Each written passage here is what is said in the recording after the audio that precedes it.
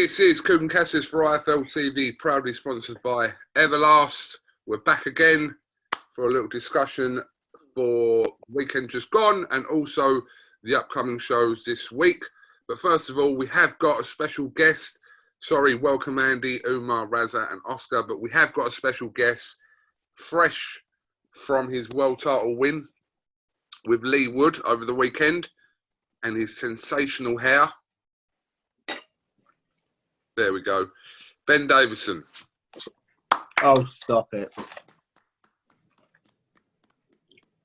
Ben, it's been, well, less than obviously 48 hours since Lee Wood's absolutely sensational win over Kanzu. Bit confused. Half the people in the world call him Kanzu and the other half call him Zucan, but it doesn't really matter. How have you reflected over the last day or so on Lee's win, Ben? Yeah, been busy, obviously, Lee Mcgregor fighting this weekend, but caught up with Lee the next day. Obviously, went back, had a couple of pizzas and... Oh, sorry, unprofessional. Why are you laughing, Cougar? Just you had a couple of pizzas and then went over, basically. That's what you're saying, yeah? Basically, yeah. What, and still eating? Yeah, still now. But yeah, caught up with Lee, obviously. Unbelievable, you know. The 6-month spell, 7-month spell that we've had together, you know, first fight won a British title, second fight won a world title. Being a huge underdog as well. So yeah, obviously really over the moon. I think it was an interview, I'm assuming you did with Umar a while ago. You know, you made some comments about Lee Wood that we've not really heard anyone speak about, kind of away from a fight capacity, what he's doing in the gym. And you were kind of really praising how hard he hits. And obviously with the win over Mo, people saw a little bit of that. But then again, we saw his power come into play late in the fight. But basically everything you've been saying. Yeah, like, he's got natural power, so he can obviously, he's always been able to punch, and anyone who shared the ring with him will be able to vouch for that. But before his style, he spent a lot of time where he wasn't balanced or wasn't in a position to throw punches with the proper mechanics to be able to deliver that power to his full potential. Mm-hmm. So when you carry power like that, you might as well use it, you know. And there's a lot of people going, oh, Kanzu had 2 years out of the ring. He wasn't throwing a lot of punches. That's because Lee was manipulating his guard constantly. Then it was a case of, oh, we expected an onslaught in the second part of the round. Well, the reason there wasn't an onslaught in the second part of the round was the amount of body work, the stiff jab to the body, the southpaw left cross to the body, the left hook and right hook to the body, that took away the tank of Kanzu, that over rounds are going to have an impact. And Lee started that from round one. That was something that we worked on, something that we drilled, and a key thing that Lee needed to be doing to make sure that Kanzu wasn't able to come on strong in the second half of the fight. And you know, out of all the fighters I've ever prepared for a fight, Lee was as prepared, if not the best prepared, and understood the game plan, had it off to a T, as well as anybody we've ever prepared for a fight. I don't know how you were reading the week and kind of seeing people's comments regarding Lee's fight with Kanzu, but it looked as though no one was really giving him a shout in the fight outside of your team. I think that was the feeling I got without kind of relaying that information. I think Lee was talking about kind of the bit of negative comments that he got. I don't think anyone was really kind of picking Lee to do that from the outside public. Is that a fair comment? Yeah, I'd say so. Even people in the hotel were saying to other members of the team, like, oh, he's in for a tough fight. You know, you don't say that if you think that fight's got a chance to that team. Yeah. So people thought Lee was getting beat, but yeah, he come out with a victory, and we all believed that he could do so, and that's why we took the fight. Never going to put him in a fight we don't believe he can win, and he won. What's next? Ideally, what's next for Lee? I don't know about whether they'll take action in the rematch clause. However, if they do, there's obviously that to deal with. but if they don't, it's a dream of Lee Woods to be able to fight at the Forest Ground. That would be amazing. And the featherweight scene in the UK alone is extremely strong. So there's lots of options there. The Galahad Warrington fight, Galahad Dickens fight, the Josh Warrington Lara fight. That's not to mention, you know, there's so many other solid featherweights in the UK. There are options for Lee, and of course there's options of from abroad as well. So he's put himself in an extremely good position. But look, as much as he's in the business end of his career, you know, he's still got dreams that he wants to achieve, and to be able to fight at the Nottingham Forest ground would be one that he wants to achieve, and I'd love to see him be able to do that. Mm. You mentioned Warrington there. Obviously, Warrington was being linked with a fight with Kanzu for so long, obviously before that first Lara fight. So I'm all over Warrington and Wood. Whether it's in Nottingham or in Leeds, that's a great fight. And then obviously the winner of Dickens and Galahad this week. So yeah, I mean, either or, but it seems like there's a lot of options on the table regardless. Yeah, and the Leeds and Nottingham, the fans have come out for that, so that'll make for a great atmosphere. Lots of options there, but obviously for that to even be an option, Warren's got to come through Lara first, and God willing, he does. Yes, absolutely. Just before we let you go, just a quick word on Lee Mcgregor and his task this Friday night in Belfast. Yeah, unbeaten Southpaw defending his European title. I think there's a possibility that it may take a few rounds for Lee to close the gap.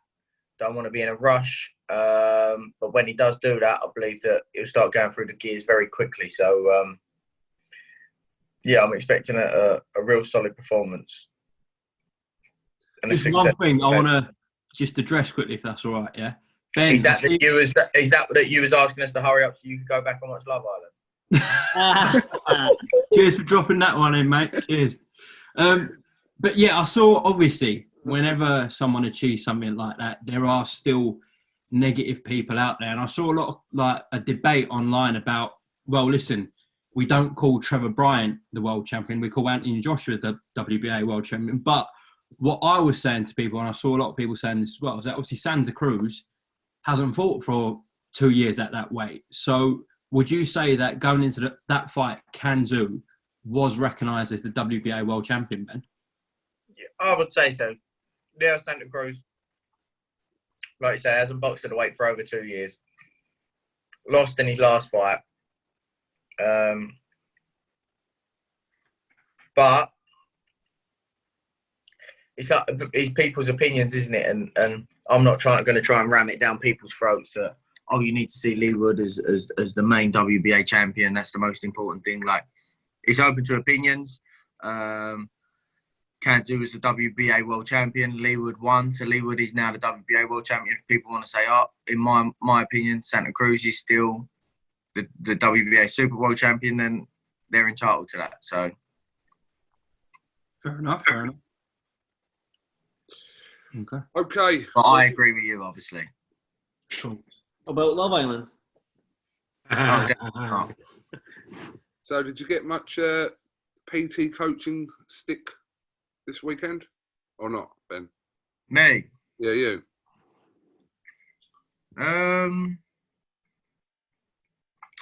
I don't know. I think some people say actually liking it. I thought it was boxer size, Ben. I've heard it was boxer size, Ben, isn't it? That's the one. Yeah, that's right. Boxer size. Have I took many boxer size classes? Funny enough, I just helped out in one there. Lee Mcgregor was just on the treadmill, so I just joined in and helped out a boxer size class there. Quite good, really. Class of 20. Couple of future world champs, maybe. Depends how much time I work with them for. Not bad. Not mad. Not bad, Ben. Not bad. Mad. But he's a PT coach up the top there. Old Mr. McCart. Andy, yeah, you are one. Well, I learned a lot of Ben in Vegas. That's why I'm That's right. I'm crushing it now. Crushing it. Crushing it, Ben. Interesting. Doing I'm that bag crushing it in the gym. Doing that old bag one where you do a combination, I throw a combination. I'm doing all that, mate. I'm learning. There you go. See? Right. Box size Ben and Andy. How's old James getting on? He's doing all right, mate, actually. He's got something about him, so I don't think I'll make him a world champion, but I never know. Never As say long as he never. wins his fight, that's the most important thing. exactly, mate. And he's fighting, I think it's Simon Webb from Blue, so. Who's done a bit of boxing? Has he? I think he has, yeah. Yeah, he has. Oh, that's a nice He's little... 9-0 with he's 9-0 with 9 knockouts in the unlicensed game. So, all right, don't worry about it. James is from Maryhill, Apostle Fleet in Glasgow. I'm pretty sure he's all right. Like it. Do you imagine if the PT had 9 weeks with Lee Wood instead of 6? Not many people are talking about. He only had 6 weeks in that fight. Can you imagine? Ben, what are you eating? A chicken curry from the hotel Is it Any nice? good? with some mushy peas. Yeah? What? With mushy peas, eh? Mushy peas. You can That put wins mushy into peas your in head, anything. mate. Getting the greens in. Peas are lovely. And I know a nice Italian restaurant in Belfast. I'll treat you this time. It's about time. I know that one. You know what I mean, Coop? I know. We know, don't we? I'll tell you what, Friday night after the show, the drinks are on Andy, trust me. Yeah. Yeah, he's already said. Make sure you don't put them on the IFL business card, Andy, because we know what you're like. Don't worry, they took that card off me. I'm not surprised. No, neither am I. Ben, thank you very much for coming on and sharing your thoughts over for the last weekend and also for Lee McGregor's fight. I'll be there Friday. Andy will be there from tomorrow. Yes, sir. So we'll look forward to that. So best of luck with Lee McGregor and we'll definitely see you this week. Thanks, boys. Cheers, Ben. See Well you done, tomorrow. Ben. That, man. Thank you very much. Well done, mate. Here's a bit. Fucking hate them. Come on, boxing size, Ben. Exit. He's gone. Gone. Right, guys, let's fly straight into it. So, yeah, thank you to Ben for coming on. Just a quick one on how we did. I did terrible, by the way. How many points did you get? Only 2 fights. What I rank? did 2 fights. So the 2 fights in question, because obviously Conor Ben's fight with Granados was off. So, Rank? wow. 4 points. What? No, you I'm didn't. starting to think I know nothing about boxing, but I didn't get 4 Yeah, points. but this... So, Right, what did you get? 12. I got 12 points. 12. I got 12. Yeah. What, I- off the back of 2 fights? 2 fights, I got 12 points, yeah. Well, I've got 4. But you got to get 4 as well. I've How got did you 8. get 12 points? So me and the Good, young, isn't me and the young, Right, anyway, so where was your ranking, though? 328. 328. Wait, how can you fit? I mean, Hold I on. don't want to disclose my ranking. It Go was, on, in go on. it was in the 700s anyway, so whatever. That's not bad. There was 1,700 people that played, so Okay. not bad. All right. Anyway, let's move. On. I think we probably all sucked this weekend, right? Apart from Andy, who's crushing fight picks at the moment. Yeah, I've had 2 weeks. 2 weeks I've been in the top 2. Two weeks in a row I've been in the top 2, so I'm doing all right. Okay. So can we get up first of all the card for the first card? Andy, can you run us through this because you're there obviously now. Run us through obviously Mick Conlan's fight with TJ and the other boys on the card. Yep. We're just trying to get it up and coming. So if we go to up and coming, Conlan, Dehenny, and Andrew, while you're talking through the boys, we can make our picks at the same time. Yes? Yep. I want to start from the top of the card then, Mccomb and TJ. I kind of like this fight. It's an old Irish class, and it's that old thing when everyone says you get 2 Mexican fighters, you can expect a war. I think that's the same with Irish fighters, you can expect a great fight. Mick's undefeated. TJ's coming off a loss, which was in 2020 against Baluta, who Mick fought in his last fight. So I know TJ wasn't in full step for that fight, but I know he's up for this fight. So this isn't an easy fight for Mick. So I wouldn't say he's the heavy favourite, but he is the favourite. But I wouldn't say he is the heavy favourite going into this one. Okay. We'll move on to McGregor's fight with Vincent Legrand.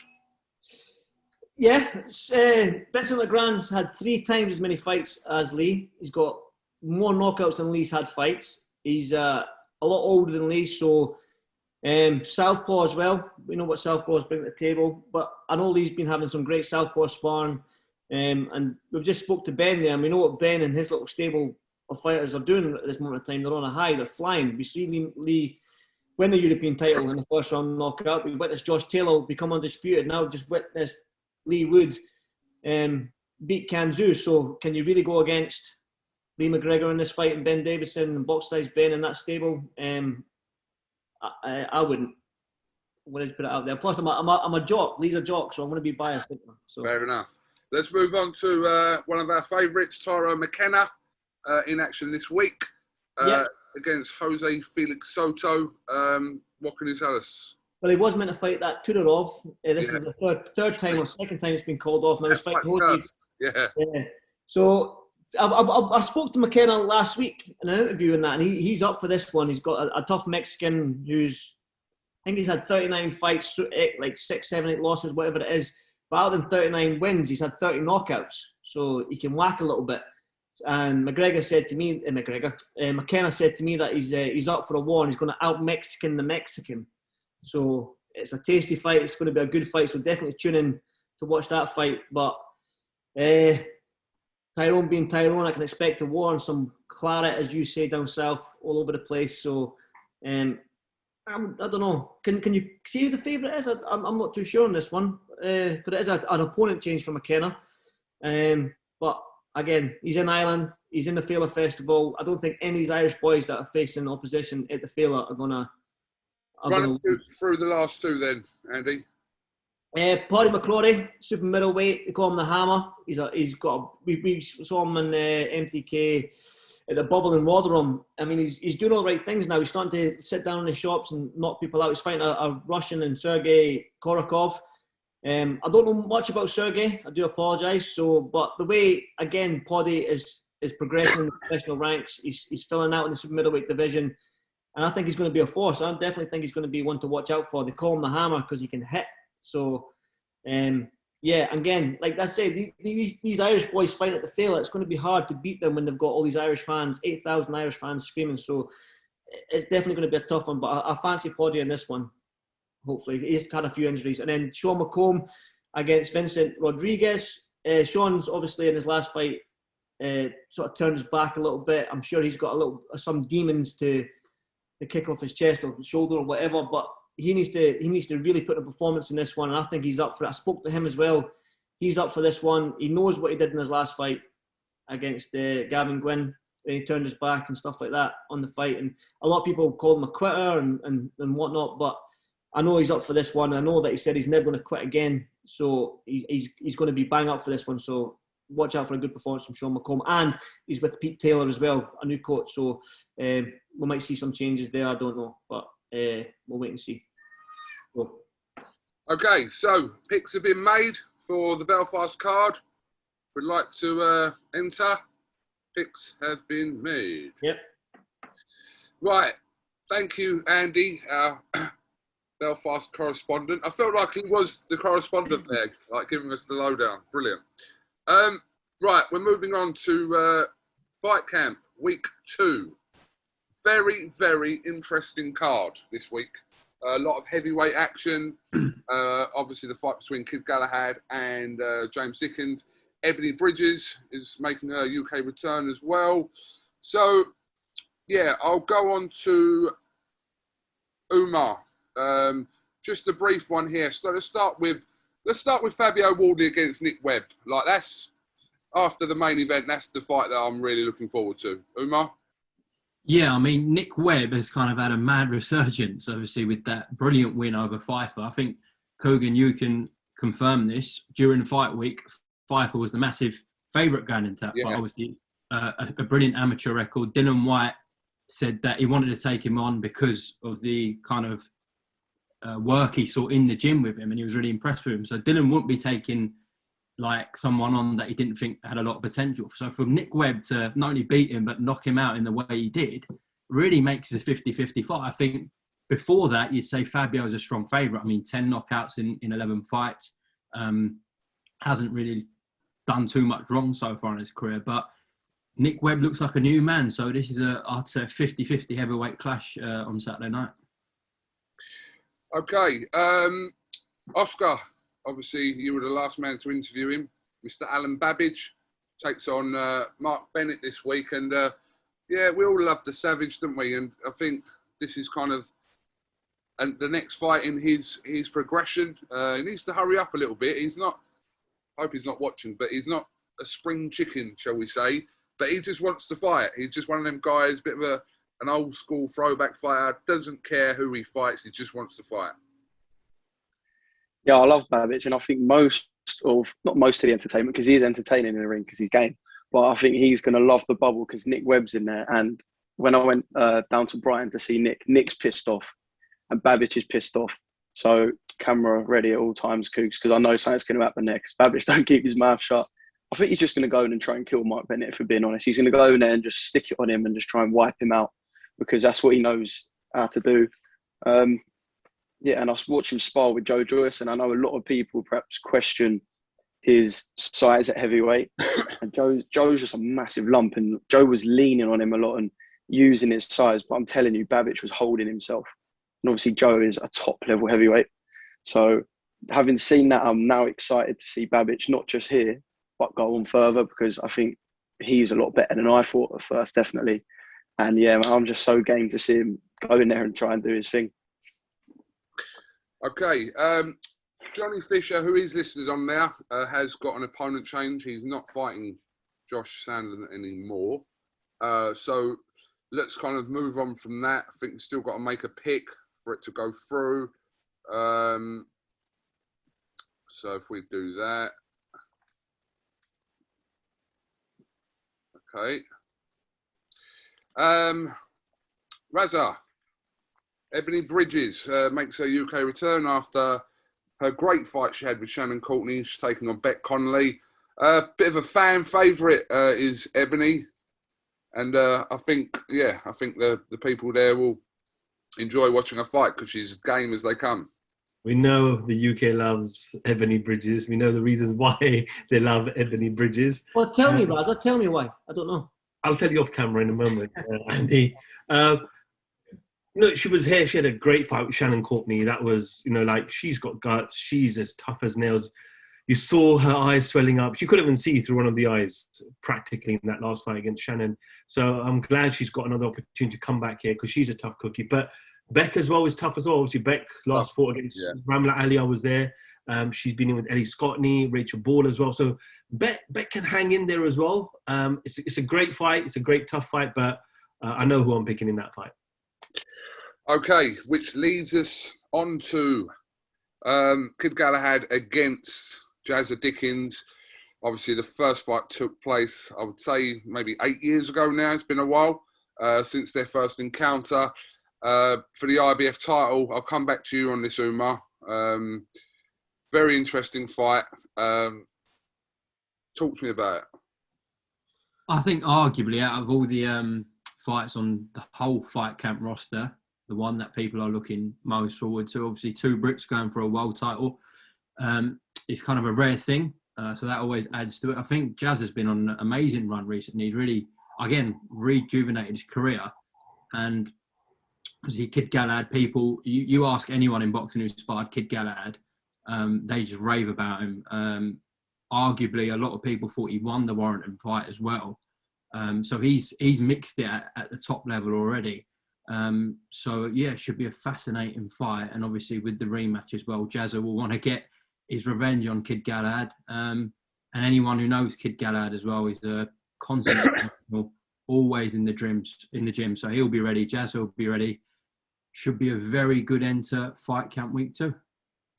Okay, we look forward to it. Well, this one's run obviously a little bit longer than last week. Obviously because Ben on. We all done? Yeah.